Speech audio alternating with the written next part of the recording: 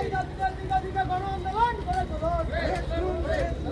আশা কর্মীরা জানাই লাল সালাম, আশা কর্মীরা জানাই লাল সালাম।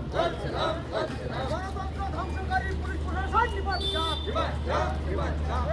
আশা কর্মীদের ন্যায্য দাবিতে পুলিশ প্রশাসন হস্তক্ষেপ করলো কেন? মুখ্যমন্ত্রী জবাব দাও।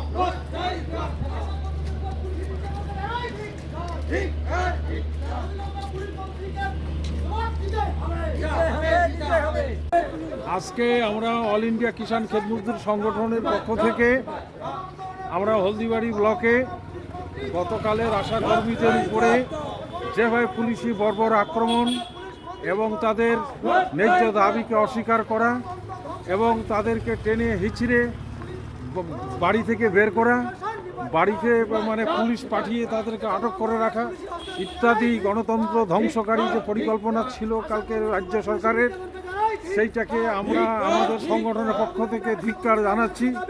আমরা ধিক্কার জানাচ্ছি সরকার গণতন্ত্রকে নির্লজ্জভাবে বর্বরভাবে মানে পুলিশ প্রশাসন দিয়ে যেভাবে দমন করছে, এই দমন নীতিকেও আমরা ধিক্কার জানাচ্ছি।